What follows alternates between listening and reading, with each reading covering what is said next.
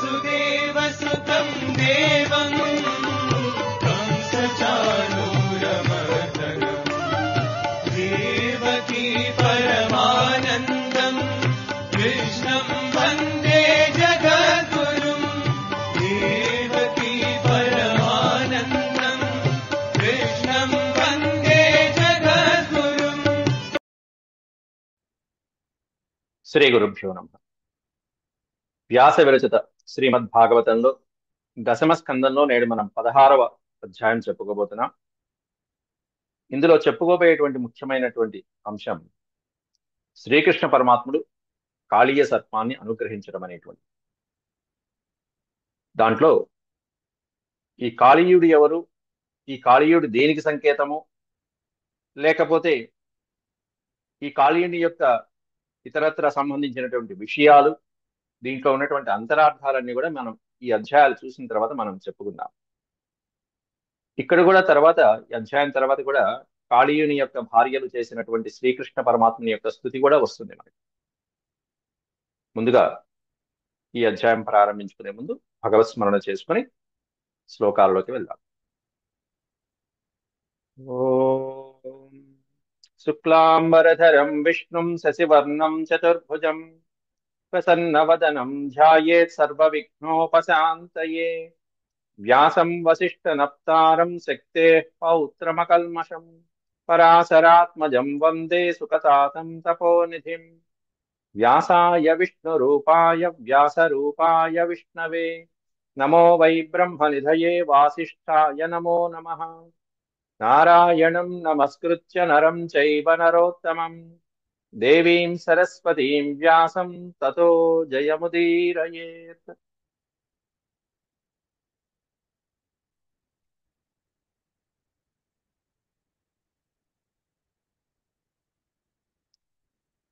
షోడశోధ్యాయం 16వ అధ్యాయం శ్రీమద్ భాగవతం.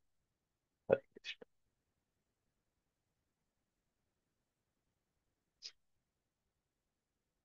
శ్రీ సుక ఉవాచ. సుఖయోగేంద్రుల వారు పరీక్షిత్ మహారాజుతో చెప్తున్నారు. విలోక్య దూషితాం కృష్ణాం కృష్ణః కృష్ణాహినా విభుః తస్యా విశుద్ధిమన్విచ్చన్ సర్పం తముదవాసయత్. విలోక్య దూషితాం కృష్ణాం కృష్ణః కృష్ణాహినా విభుః. కృష్ణ అనే పదం 3 సార్లు వచ్చింది చూసారా? కృష్ణాం కృష్ణః కృష్ణ. అనుస్వారం పెడితే ఏమిటి, విసర్గలు పెడితే ఏమిటి, దీర్ఘం ఇస్తే ఏమిటి? ఈ పదాలకి మూడిటికి 3 అర్థాలు ఉన్నాయి. ఇక్కడ కృష్ణాం దూషితాం విలోక్య, నల్లని ఆ యమునా నది. ఇక్కడ మొదటి పాదం కృష్ణాం అనే పదానికి అర్థం అక్కడ యమునా నది ఎలా ఉంది? దూషితాం విలోక్య, విషపూరితమైనటువంటి జలాలతో దూషించబడినటువంటి కలుషితమైపోయినటువంటి ఆ యమునా నది జలాలని దృష్ట్వా విలోక్య చూసి, శ్రీకృష్ణ పరమాత్ముడు కృష్ణాహినా దేని వలన దూషితమైన అంటే విషము వలన. మరి ఎక్కడి నుంచి వచ్చింది ఆ విషము అంటే ఇగో ఇక్కడ పెట్టారు. కృష్ణాహిన, నల్లని విషసర్పం. కృష్ణ అంటే నల్లని, నల్లని భుజంగము, అదే కాళీయం. అక్కడ కాళీయము అన్న పదం ఇదే అర్థం, నల్లనిది. కృష్ణాహిన, అహి అంటే సర్పము అని అర్థం. కృష్ణ అహిన, కృష్ణ ప్లస్ అహిన, కృష్ణాహిన, నల్లని సర్పమైనటువంటి ఈ కాళీయుని చేత విభు తస్యా విశుద్ధిమన్విచ్చన్, అతడి నుంచి ఆ విషకరమైనటువంటి ఆ జలములని చక్కగా విశుద్ధిం అన్విచ్చన్, పరిశుభ్రం చేయడం కోసమనే సంకల్పంతో విభు శ్రీకృష్ణ పరమాత్ముడు సర్పం తముదవాసయత్, తం ఉదమావాసయత్, ఈ జలముల నుంచి మళ్ళీ అక్కడి నుంచి పాతాళానికి పంపించి మార్పించడానికి, అంటే అతని యొక్క నివాసాన్ని మార్పు చేయదలుచుకున్నాడు శ్రీకృష్ణ పరమాత్ముడు. వెంటనే మళ్ళీ బ్రేక్ వేశారు పరీక్షితులు వారు. రాజోవాచ కథమంతర్జలే గాధే న్యగృహ్ణాద్ భగవానహిం సవై బహుయుగావాసం యథాసీత్ విప్రకథ్యతాం. హే విప్ర, ఓ బ్రాహ్మణోత్తమ, కథం అంతర్జలే అగాధే, అగాధం అంతర్జలంలో అగాధం ఆ యమునా నది సరోవరాలు, ఆ యమునా నది యొక్క జలాల మధ్యలో అగాధంగా ఉన్నటువంటి ఆ జలాల మధ్యలో అహిం న్యగృహ్ణాద్ భగవాన్, భగవంతుడు శ్రీకృష్ణ పరమాత్ముడు ఈ విషసర్పాన్ని, ఈ కాళీయ విషసర్పాన్ని ఏ విధంగా నిగ్రహించాడు, న్యగృహ్ణాత్ కథం, ఏ విధంగా నిగ్రహించాడు. సవై బహుయుగావాసం, బహుయుగావాసం, ఎన్నో రోజుల నుంచి అలా ఆ జలాలలోనే ఉంటూ మొత్తం కుటుంబాన్ని వృద్ధి చేసుకున్నటువంటి ఈ కాళీయుడి కథ ఏమిటి? సవై బహుయుగావాసం, ఎప్పటి నుంచో ఉంటుంది అది. యథాసీత్ విప్ర కథ్యతాం, యథా ఆసీత్, ఉన్నది ఉన్నట్టుగా చెప్పు నాకు అంటూ ఎప్పటికప్పుడు పరీక్షిత్ మహారాజు ఉన్నది ఉన్నట్టు చెప్పు, యథాతథంగా చెప్పు, ఇంతే. అంటే ఎక్కడ కట్ చేసి చెప్పదు, దయచేసి స్కిప్ చేయి మాకు. ఆ ఆఖ్యానాన్ని ఉన్నది ఉన్నట్టుగా చెప్పు. కథ్యతాం, దయచేసి చెప్పవయ్యా బ్రాహ్మణోత్తమ అంటూ సుఖయోగేంద్రుడు వాళ్ళు అడుగుతున్నాడు. ఎందుకుని, ఎందుకు స్కిప్, ఎక్కడ దాటవేయకుండా ఉన్నదన్నట్టుగా స్కిప్ చేయకుండా చెప్పమంటున్నాడు? ఎందుకంటే బ్రహ్మన్ భగవతస్తస్య ధూమ్న స్వచ్ఛందవర్తినః గోపాలోదార చరితం, గోపాల ఉదార చరితాలు అవి, ఆ బాలకృష్ణుడి లీలలు అట్లాంటివి. కస్తృప్యేతామృతం జుషన్, అటువంటి ఆ లీలామృతాలని జుషన్, జుర్రుతుంటే, ఆ అమృతాన్ని అలా గ్రోలుతూ ఉంటే, కహ తృప్యే, ఎవరు తృప్తి పొందేది ఎవరున్నారు? చాలు, ఈ లీలతో చాలు, ఇంకా చాలు అనుకున్నటువంటి వాడు ఎవరన్నా ఉంటాడా? ఇంకా ఇంకా ఇంకా ఇంకా ఆ అమృతాన్ని, ఆ భగవంతుడి యొక్క లీలామృతాలని ఆస్వాదించడంలో అలా నిమగ్నమైపోయేటువంటి వాడి తప్ప తృప్తి పొందేటువంటి వాడు ఎవరన్నా ఉంటాడు? ఎవరికి తృప్తి కలుగుతుంది చెప్పు? కాబట్టి విపులంగా చెప్పు, విశదంగా చెప్పు, ఎక్కడ స్కిప్ చేయమా, తాట వేసేది కథల్ని. హే బ్రహ్మన్ అంటూ బ్రహ్మతో సంభావిస్తూ బ్రాహ్మణుని సుఖయోగేంద్రవాన్, భగవస్తస్య, తస్య భగవత, ఆ శ్రీకృష్ణ పరమాత్ముడు ఎట్లాంటి వాడు? భూమ్న, అనంతుడు, సర్వవ్యాపకుడు, స్వచ్ఛందవర్తిన, స్వేచ్ఛా సంచారి, హాయిగా ఎక్కడ పడితే అక్కడ సంచరించగలిగినటువంటి స్వేచ్ఛా సంచారం, స్వేచ్ఛా విహారములు గడిపేటువంటి వాడు. అట్లాంటి ఆ పరమాత్ముడు ఆ బాలకృష్ణుడి యొక్క ఉదారమైనటువంటి ఆ చరిత్రలు వింటూ ఉంటే ఎంత అమృతంగా ఉంది, ఎంత అమృతప్రాయంగా ఉంది. కహతృప్యే, ఎవరయ్యా తృప్తి పొందేది ఈ కథలతో? తృప్తి ఎక్కడ కలగట్ల, తృప్తి కలగట్ల, ఇంకా ఇంకా వినాలని ఉంది అన్నట్టుగా చెప్తున్నాడు. అక్కడ అక్కడ కహ అనేటువంటి పెట్టారంటే క్వశ్చన్ మార్క్. ఎవరు తృప్తి పొందుతారు చెప్పు? ఇంకా వినాలనే ఉంటుంది తప్ప అని అర్థం. అందువల్ల జుషన్ అనే పదం పెట్టారు అక్కడ, జుర్రటం, అమృతాలను జుర్రటం, ఆస్వాదించడం. అట్లా పరీక్షిత్ అంత ఆవేదనగా అడుగుతుంటే సుఖయోగేంద్రుల వారు ఆ పరమ భక్తుడికి చెప్తున్నాడు. కాళింద్యాం కాళియస్యాసీత్ రథః కశ్చిత్ విషాగ్నినా శ్రప్యమాణపయా యస్మిన్ పతంచు పరికా ఖగాః. కాళింద్యాం, కాళింద్యాం అంటే కాళింది నదిలో, కాళింది శ్రీకృష్ణుని యొక్క భార్యలో కూడా కాళింది అనే పేరు, యమునా నది. కాళింద్యాం కాళియస్యాసీత్ రథః, రథః కశ్చిత్ విషాగ్నినా. అక్కడ ఇక్కడ విడతీస్తే, ఈ పదాన్ని విడతీస్తే హకారం అనేటువంటిది వస్తుంది. కాళీయస్యాత్ హ్రదః అనే పదం వస్తుంది అక్కడ విడతీసుకుంటే. హ్రదము అంటే మడుగు, అంటే ఆ యమునా నదిలోనే ఒక అఖాతంలాగా, ఒక మొత్తం మడుగులాగా ఉండటం, దాన్ని హ్రదము అంటారు. మడుగు, బాగా లోతుగా ఉండేటువంటి మడుగు. కాళీయస్యాసీత్, ఆ మడుగులో నివాసం ఉంటున్నాడు కాళీయుడు అనేటువంటి ఒక భయంకరమైనటువంటి విషాగ్నులు కురిపించేటువంటి సర్పం, భయంకరమైన. కశ్చిత్ విషాగ్నినా, కాళీయ కశ్చిత్ విషాగ్ని, విషాగ్నుల్ని అలా స్రవించేటువంటి కాళీయుడు అనేటువంటి సర్పము అక్కడ కాళింది యమునా నదీ జలాల మధ్యలో ఉన్నటువంటి ఒక పెద్ద మడుగులో, హ్రదంలో నివాసం ఉంటున్నట్ట కుటుంబాన్ని తీసుకొచ్చి. స్రప్యమాణపయా యస్మిన్, యస్మిన్ స్రప్యమాణపయ, దాంట్లో పయ, జలములన్నీ ఎలా ఉన్నాయంటే స్రప్యమాణ, ఉడుకుతున్నాయట, మసిలిపోతున్నట్టుగా. దేని వలన? ఎప్పుడు మసులుతాయి నీళ్లు? అగ్ని ఉన్నప్పుడు. ఇక్కడ అగ్ని ఉంది, విషాగ్నులు ఉన్నాయి. ఈ భయంకరమైనటువంటి విషసర్పం యొక్క విషాగ్నుల నుండి అలా ఆ నీరు, ఆ మడుగులో ఉన్నటువంటి నీరు స్రప్యమాణపయ, మరిగిపోతూ అలా అలా ఉడికిపోతూ ఉంటే, మసిలిపోతూ ఉంటే, ఆ వస్తున్నటువంటి ఆ వేడికి, ఆ విషాగ్నులకి ఉపరిగా ఖగాః. ఉపరి అంటే తెలుసు మీకు. ఉపరి అధః, ఉపరి అంటే పైన, ఉపరి గాహ, గాహ అంటే సంచరించే, పైన సంచరించేటువంటి ఖగములు ఏవైతే ఉన్నాయో, ఖమ్ అంటే ఆకాశము, ఖగ అంటే ఆకాశమునందు సంచరించేటువంటి పక్షులు ఏవైతే ఉంటాయో, ఆ పక్షులు కూడా ఈ పైన ఎగురుతూ వెళ్తున్నా కూడా ఈ వేడి గాలులకి, ఈ విషపు జ్వాలలకి అవి కాస్త పడి దగ్ధమైపోతూనే వీడు స్వాహా చేస్తున్నాడు. స్రప్యమాణపయా యస్మిన్ పతంచు పరిగా ఖగాః. పైన ఎక్కడో ఆకాశంలో సంచరిస్తున్నటువంటి పక్షులు కూడా ఈ విషపు జ్వాలలకి, ఈ గాలులకి అలా పడిపోతున్నాయి. పైన ఆకాశము, నీరు, జలములే కాకుండా తీర ప్రాంతంలో ఉన్నటువంటివి కూడా ఎలా అయిపోతున్నాయో చెప్తున్నారు 5వ శ్లోకంలో.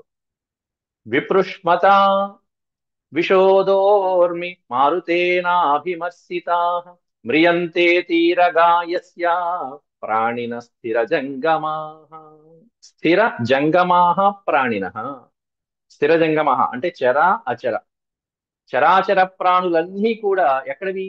తీరగా, యస్యత్రి, తీరగా, ఏవైతే ఈ యమునా నది హ్రదము తీరంలో ఉన్నాయో ఆ చరాచర ప్రాణులన్నీ కూడా మ్రియంతే, అన్నీ మరణించాయిట. దేని వలన మరణించాయి? ఆ విషపు జ్వాలల యొక్క, వాయువుల యొక్క సంచారం వలన, స్పర్శ వలన. విపృష్మత విశోదోర్మి మారుతేనాభిమర్శిత.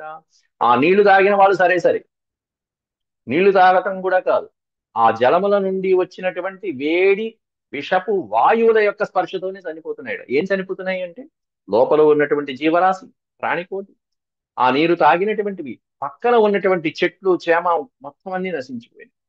ఒక గడ్డి మొక్క లేకుండా మొత్తం నశించిపోయినట. స్థిర జంగమ అనే పదంలోనే మనం చెప్పక్కల, ఇంకా తీరంలో ఉన్నటువంటి వృక్షములు కూడా నశింపజేసేంత శక్తి ఆ విషాగ్నులకి వచ్చేసింది.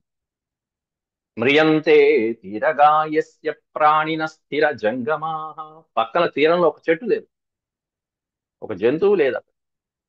అట్లా ఉంది ఆ భయంకరమైనటువంటి కాళీయుడి యొక్క విష ప్రభావం అనేది.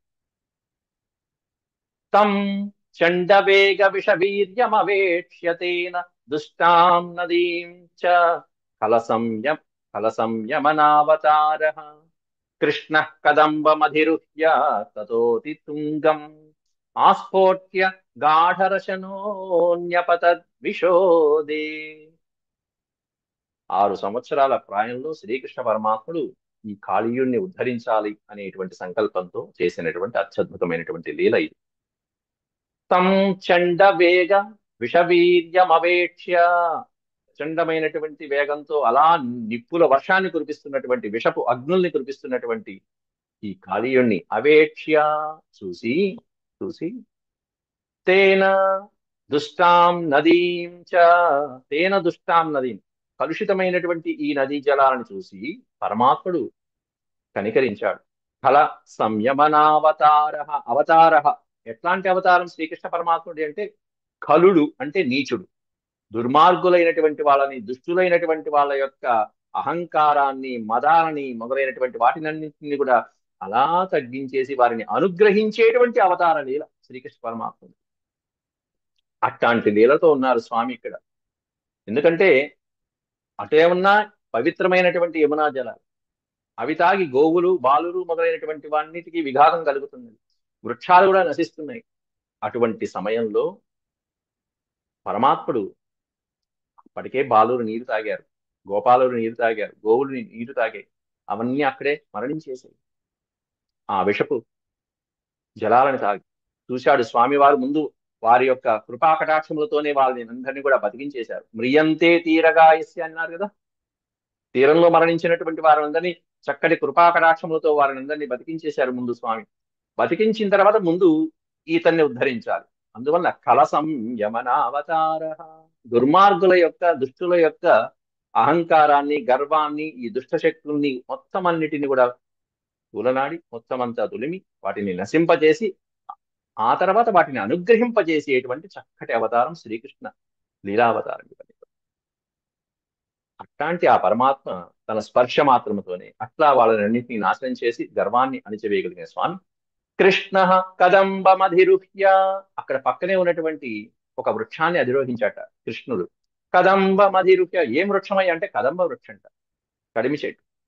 కదంబమధిరుహ్య తతోతి తుంగం ఆస్ఫోట్య గాఢరశనోన్యపతద్ విదృశోదే.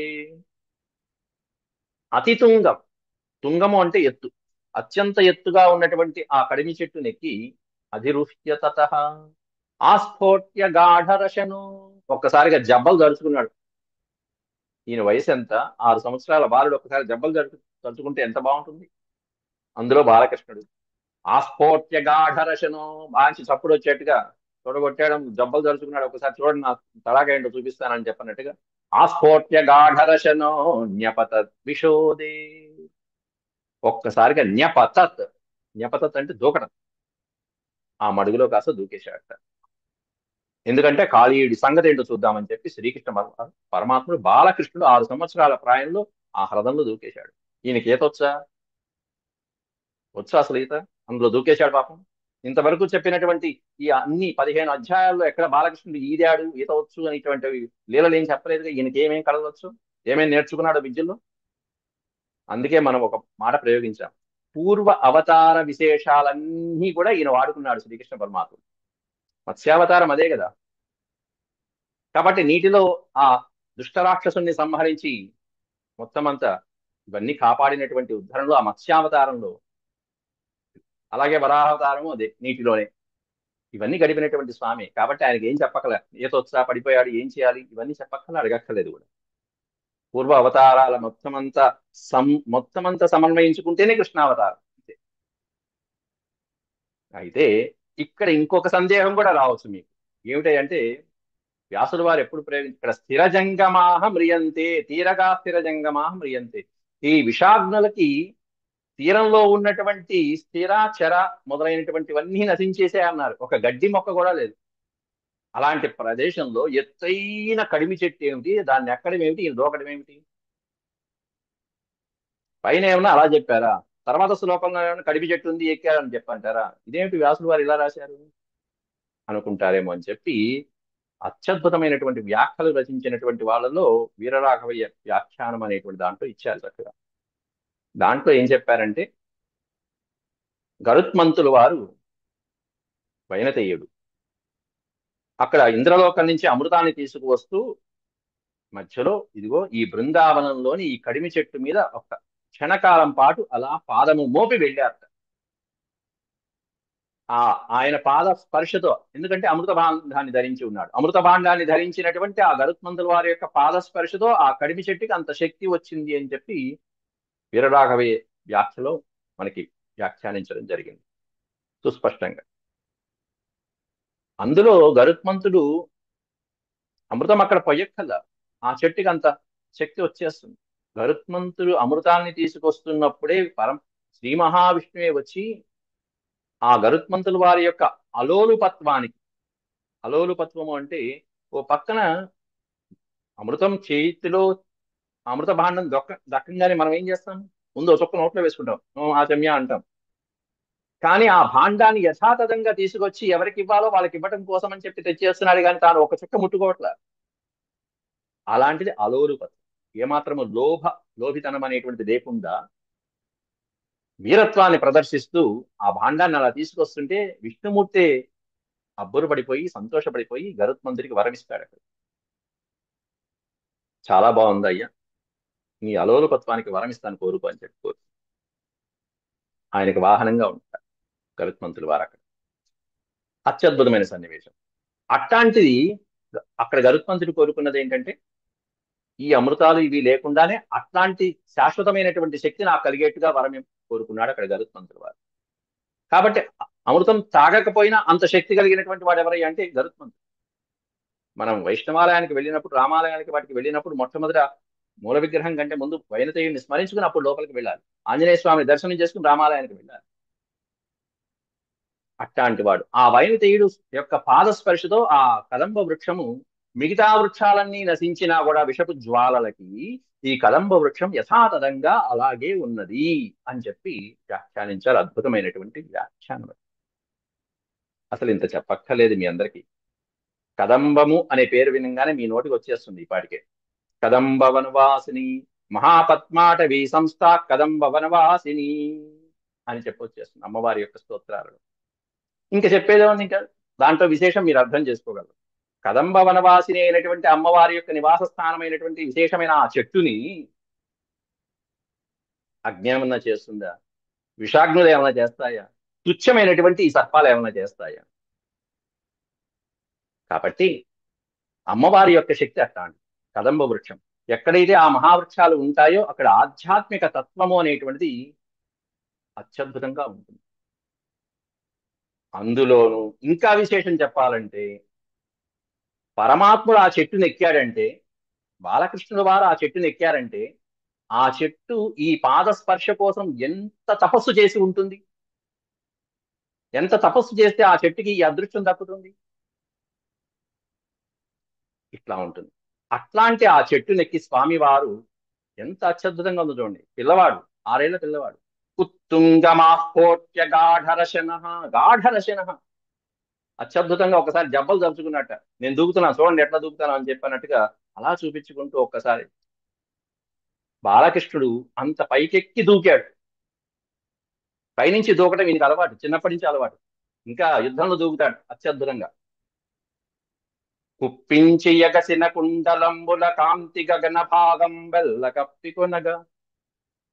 భీష్ముడు అర్జునుడి మీద కొడుతున్నాడు కొడుతున్నాడు. 3వ రోజు యుద్ధంలో, 3వ రోజు 9వ రోజు 2 రోజులు ఇదే సన్నివేశం రిపీట్ అయింది మహాభారత సంగ్రామం. ఒళ్ళంతా బాణాలతో నిండిపోయింది అర్జునుడికి. భీష్ముడి యొక్క బాణాల వర్షం, పుష్పవర్షం కాదు, బాణాల శరవర్షం అది. ఈ శరవర్షంతో అలా చూసేటప్పటికి అర్జునుడి దెబ్బలు కృష్ణుడి మీద బాణాలు ప్రయోగిస్తూ ఉంటే ఆ ప్రవాహం చూసి ఒక్కసారిగా అడిగే రథం మించి దూకేశాడు. ఆ దూకుతున్నటువంటి కృష్ణ పరమాత్మని వర్ణించారు అక్కడ కవీంద్రుల వారు. కుప్పించి ఎగసిన కుండలంబుల కాంతి గగన భాగం బెల్ల కప్పికొనగా. ఉరికిన నోర్వక ఉదరంబులోనన్న, ఉదరంలో ఏమున్నాయి? జగములు, ఉజ్జగములు ఉన్నాయి. ఉరికిన నోర్వక ఉదరంబులోనున్న జగముల వ్రేగున జగతి కదలా. చక్రంబు చేపట్టి చనుదెంచురయమున పైనున్న పచ్చని పటము జార. పటము అంటే వస్త్రం. చక్రం పట్టుకుని దూకేసి వస్తున్నాడు పక్కన, పైనుంచి పచ్చని వస్త్రం జారింది. అయినా సరే నమ్మితి నాలావు నగుబాటు చేయక మన్నించు మని క్రీడి మరల దిగువ. వెనకాల అర్జునుడు పరిగెత్తుకుంటూ వస్తున్నాడు. బావా ఆవేశపడు మాకు అంటూ. కరికి లంఘించు సింహంబు కరణి మెరసి నేడు భీష్ముని చంపుదు నిన్నుగాతు విడుమర్జునయనుచు. ఈరోజు భీష్ముని ఎట్టగైనా సంహరించేస్తాను నా చక్రాయుధంతో, నువ్వు విడు, నిన్ను రక్షిస్తా అర్జున అంటే. కరికి లంఘించు, ఇక్కడ కూడా లంఘించడం. కరికి లంఘించు సింహంబు కరణి మెరసి నేడు భీష్ముని చంపుదు నిన్ను కాతు విడుమర్జునయనుచు మద్విషిక వృష్టి తెరలి తనుదెంచు దేవుండు దిక్కు నాకు. అట్లాంటి దేవుడు నాకు దిక్కంటూ భీష్ముడు సాగిన పడిపోయాడు, మోకాళ్ళ మీద పడిపోయాడు. రావయ్య కొట్టు, ఇంతకంటే ఏం కావాలి? నీ చక్రాయుధంతో, ఆ సుదర్శనం చక్రాయుధంతో అలా ప్రాణాలు విడవటం కంటే ఇంకేం కావాలి? పేరే సుదర్శనం. అది ఎవరిని చూసినా దర్శనం సుదర్శనమే, మోక్షమే. కొట్టు అన్నాడు అంతే. అక్కడ యుద్ధంలో అలా దూకాడు, ఇక్కడేమో ఇలా దూకుతున్నాడు. పైగా మంచిగా జబ్బలు జరుచుకుని మరి. ఈ జబ్బలు జరుచుకోవటము, లంఘించడము, కుప్పించడము, స్వామివారి ఈ విధంగా చేయడం, ఇట్లాంటివన్నీ కూడా మనకి ఆంజనేయ స్వామి కూడా ఇట్లాగే ఆ సముద్రాన్ని దాటేటువంటి ఘట్టంలో కూడా అత్యద్భుతమైనటువంటి శ్లోకాలు రాశారు మనకి. తన చూపంబుది మీద చూచి, ఆ చూపు ఎటువైపు ఉందంటే సముద్రం మీద చూస్తున్నాడు. తన చూపంబుది మీద చూచి శ్రవణ ద్వంద్వంబు రెక్కించి వంచిన చెంచద్భుజముల్ సముత్కట కటీసీమంబునన్ పూంచి తోక నభో వీధికిన్ పెంచి. మొత్తం తోక ఎక్కడికి ఉంటుంది? ఆకాశం దగ్గరికి వెళ్ళింది. తోక నభో వీధికిన్ పెంచి అంధ్రులిరియంగ పెట్టి భిట్టూరి క్రక్కున నక్కొండ. ఆ కొండను ఒక్క తొక్కు తొక్కాడు. మహేంద్ర పర్వతం కాస్త ఒక గుట్టలాగా మారిపోయింది. అక్కొండ ఎడంగ ద్రొక్కి పైకి గుప్పించి లంఘించుచో. ఒక్కసారిగా పైకి లంఘించినటువంటి ఆ మారుతి యొక్క ఆకారాన్ని తలుచుకుంటే అబ్బా ఏముంటుందండి. వాళ్ళ యొక్క శక్తులు, ఆ అవతారాలు, అవి నిజంగానే కవులు రాస్తున్నప్పుడు మనం గనక ఆ భావనతో మనం ఆ ఆకారాన్ని, ఆ మూర్తిని మనం లీనం చేసుకుంటూ, భావన స్ఫురణ చేసుకుంటూ మనం ఆ పద్యాలు చదువుతూ ఉంటే భగవంతుడు ఇక్కడే ఉన్నాడు అనిపిస్తుంది. అట్లా పరమాత్ముడు కూడా అంత బాలకృష్ణుడు అలా లంఘించి అట్ట పైనుంచి దూకితే ఎట్లా ఉంది, ఆ హ్రదం ఏమైపోయింది, అల్లకల్లోలం అయిపోయింది. ఈయన లోపలే ముజ్జగాలు ఉన్నాయి. ఆ జగాలతో ఈ అనంతుడు కాస్త దూకేటప్పటికి అక్కడ ఏమైపోయింది, అదంతా ఆ పరిస్థితి ఏమైపోయింది అంటూ ఇదే సందర్భంలో పోతనామాచుడు రాసినటువంటి పద్యం కూడా చక్కగా ఒకసారి గుర్తు చేసుకుందాం. కటి చేలంబు బిగించి, ఊరికే దూకేశాడని వ్యాసుడు వారు రాశారు. కానీ సిద్ధమై దూకాడని చెప్పి పోతనామాచుడు ఇంకాస్త ముందే అడుగు వేశాడు. ఏం చేశాడంటే కాస్త డ్రెస్ సర్దుకున్నాడు. కటి చేలంబు బిగించి, నడుమికి కాస్త వస్త్రాన్ని కట్టుకున్నట్ట, ఉత్తరయాన్ని. పింఛం, నెమలి పింఛం కూడా ఎక్కడ కదలకుండా, ఎందుకంటే అయ్యగారు ఏదైనా యుద్ధం చేసినా కూడా నెమలి పింఛానికి ఏం కాకూడదు కాబట్టి దానికి కూడా ఏం కాకుండా ఓ పక్కన బిగించాట. కటి చేలంబు బిగించి పింఛమున చక్కం కొప్పు బంధించి, ఆ కొప్పులో పింఛాన్ని పెట్టుకున్నట్ట.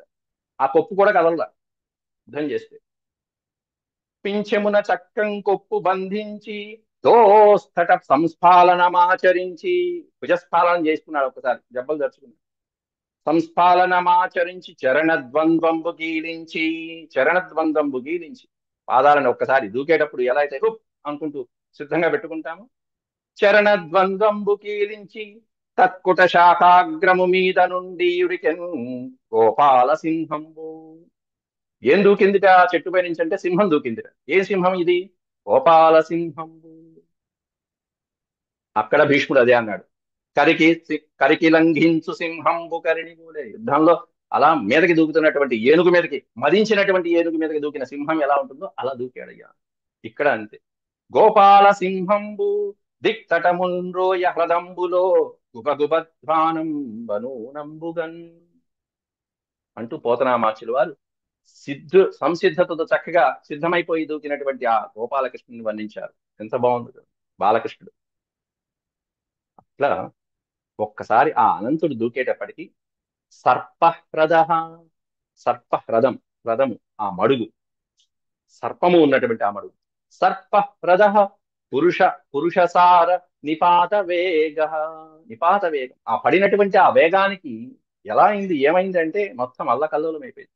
సర్పహ్రద పురుషసార నిపాత వేగ సంక్షోభితోరగ విశోచ్ఛ్వసితాంబురాసి పర్యక్లుతో విషకషాయ విభీషణోర్మితి ధావన్ ధనుశతకమనంత బలస్య కిం తత్. ధనుశతకం, శతకము అంటే 100 ధనస్సుల వరకు కూడా, అంటే దాదాపు చెప్పాలంటే 100 మీటర్లు. ధనువు అనే పదానికి అర్థం ఏంటంటే మన 2 చేతులు జాపితే ఎంత ఆ ప్రదేశం అయితే వస్తుందో దాన్ని ధను అంటారు.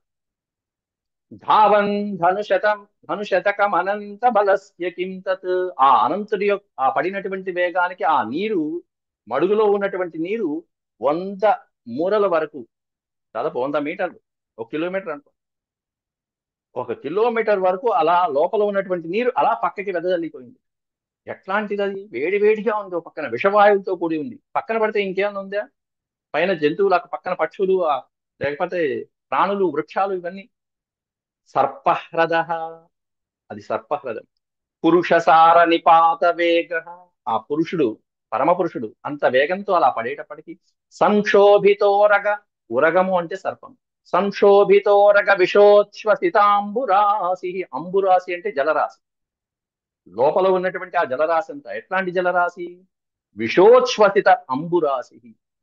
సర్పము యొక్క అతి భయంకరమైనటువంటి విషాగ్నులతో నిండిపోయినటువంటి ఆ జలరాశి అంతా కూడా పర్యక్ప్లుత, పర్యక్ అంటే ఇరుపక్కల, పర్యక్ప్లుతో విషకషాయ విభీషణోర్మి. అతి భయంకరమైనటువంటి విషపు జ్వాలలతో కలిగినటువంటి ఆ నీరంతా కూడా ధావన్ ఇతస్తత ధావన్, అటు ఇటు చల్లా చెదరైపోయి 1 కిలోమీటర్ దూరంలో ఉన్నటువంటి వృక్షాలన్నీ నశించిపోయినాయి. ధనుశతకం అనంత బలస్య కిం తత్. అనంత బలస్య కిం తత్, ఆయన అనంతుడు. ఇట్లాంటి మహానుభావులకి సాధ్యం కానిది ఏముంది? అనంతుడైనటువంటి వాడు. అట్లాంటి చిన్నపిల్లాడే కదా దూకింది అనుకుంటాం మనం. కానీ అటువంటి సర్పాన్ని సంహరించాలన్నా, అటువంటి సర్పంతో యుద్ధం చేయాలన్నా, దాని యొక్క మద గర్భాలని అణచాలన్నా ఎటువంటి నాయకుడు దూకాలో అటువంటి నాయకుడు దూకుతాడు.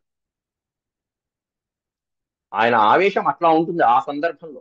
అట్లాంటి వారు దూకినప్పుడు ఆ పదంలో ఉన్నటువంటి జలాలు ఎట్లా వెళ్ళాయో ఎంత సహజ సిద్ధంగా రాశారు చూడండి అక్కడ వ్యాసులు. అనంత బలస్య కిం తత్, ఆయన అనంతమైనటువంటి బలం కలిగినటువంటి వాడికి ఇంక చెప్పేదేముంది, ఇవన్నీ సర్వసాధారణం కదా అంటూ అతి సామాన్యంగా వివరించుకుంటూ వచ్చారు. తస్య హృదే విరహతో భుజదండ ఘూర్ణ వార్ఘోషమంగ వరవారణ విక్రమస్య ఆశ్రిత్య తత్ తదనాభి తదనాభిభవం నిరీక్ష్య చక్షుస్రవాః. చక్షుస్రవం అనే పదం విశేషమైనటువంటి పదం. చక్షువులతో వినేటువంటి, చక్షువులు అంటే నేత్రములు, చెవులు లేవు పాములు. చక్షుస్రవాః సమసరత్తదమృష్యమాణ. ఆ వృక్షాలు అంత భయంకరంగా ఆ వృక్షం పైనుంచి దూకితే, పరమాత్ముడు దూకితే, తస్య హ్రదే విహరతో, ఆ హ్రదంలో విహరిస్తూ ఉన్నటువంటి ఈ భుజంగము, భుజదండఘూర్ణ. భుజదండఘూర్ణ, భుజములు అంటే ఆ పరమాత్ముడు ఆయన యొక్క చేతులతో బాలకృష్ణుడు ఆ హ్రదంలో అలా అలా ఈదుకుంటూ అటు ఇటు ఎక్కడ ఉన్నాడు, ఆ దుర్మార్గుడు ఎక్కడ ఉన్నాడని వెతుక్కుంటూ వెళ్తుంటే, భుజదండఘూర్ణ, వాటి యొక్క బాహువుల పరాక్రమానికి, వాటి యొక్క కంపనానికి జలములు అల్లకల్లోలమైపోతుంటే, వార్ఘోషమంగ, నీటి యొక్క అత్యద్భుతమైనటువంటి ఘోష, జలం లోపల ఘోష. వీడికి దిమ్మ తిరిగిపోయింది లోపల ఉన్నటువంటి ఆ సర్పాన్ని. వార్ఘోషమంగ వరవారణ విక్రమస్య, ఎట్లా ఉన్నాడు ఆ పరమాత్ముడు అంటే, వారణము అంటే ఏనుగు, ఏనుగులలో వరహ శ్రేష్టమైనటువంటి మదించినటువంటి ఏనుగు తన విక్రమ పరాక్రమాలతో నీటిని అల్లకల్లోలం చేస్తుంది. ఆ విధంగా తన బాహువులతో అల్లకల్లోలం చేస్తున్నటువంటి పరమాత్ముని చూసి, బాలకృష్ణుని చూసి, ఆశ్రుత్య, ఆ శబ్దాలని, ఆ ఘోషని విని, జలఘోషని విని, తత్స్వసదనా, సదనము అంటే భవనం, తాను నివసిస్తున్నటువంటి ప్రదేశ భవనం ఏదైతే ఉందో, తత్స్వదనాభిభవం, అభిభవం అంటే ఎదుర్కొంటారు. తత్స్వసనాభిభవం నిరీక్ష్య, తనకి ఎదురుకుండా వస్తున్నటువంటి ఆ పరమాత్ముని చూసి, చక్షుస్రవాః, నేత్రములే శ్రవణములుగా కలిగినటువంటి వాళ్ళు ఎవరై అంటే సర్పములు. ఇంకా వేరే శ్రవణాలు ఉండవు, శ్రవణేంద్రియాలు ఉండవు. ఆ ఇంద్రియాల బదులు ఈ నేత్రేంద్రియాలే వాటికి శ్రవణేంద్రియాలుగా పనిచేస్తాయి. కాబట్టి చక్షుస్రవా, ఇది కొత్త పదాలు మనం పట్టుకోవాలి. చక్షుస్రవా సమసరత్తదమృష్యమాణ, భరించలేకపోయాడు. ఎవరో వస్తున్నారు, ఏం జరుగుతుంది అనేటువంటి వెంటనే తన నివాసాన్ని ఎవరో ఆక్రమిస్తున్నారు, దురాక్రమణ చేస్తున్నారు అనేటువంటి విషయాన్ని చూసి అసహనంతో, కోపంతో రెచ్చిపోయి శ్రీకృష్ణుడికి ఎదురుకుండా వెళ్తున్నాడు. ఇక ఈ సర్పం అతి భయంకరమైనటువంటి కాళింది సర్పం. కద్రువ వింతల పేరు వినే ఉంటారు. దాంట్లో కద్రువకి యొక్క కుమారుడు ఈ సర్పం. అత్యద్భుతమైనటువంటి శక్తి సంపన్నుడు. అటువంటి కద్రువ కుమారుడు ఈ విధంగా ఈ మడుగులోకి ఎందుకు వచ్చాడు అనేటువంటి ఈ వివరాలు, అలాగే శ్రీకృష్ణ పరమాత్ముడు ఎలా ఉద్ధరించాడు అనేటువంటిది దీంట్లో ఉన్న అంతరార్థాలు మనం విశేషంగా మళ్ళీ చెప్పుకుంటాం, సందర్భానుసారంగా మనం వివరిస్తాం. అంతవరకు సెలవు. ఓం శాంతి శాంతి శాంతి. యదక్షరపద భ్రష్టం మాత్రాహీనం చ యద్భవేత్ తత్సర్వం క్షమ్యతాం దేవ నారాయణ నమోస్తుతే. సర్వం శ్రీకృష్ణార్పణమస్తు. హరి ఓం తత్సత్. నమస్కారం.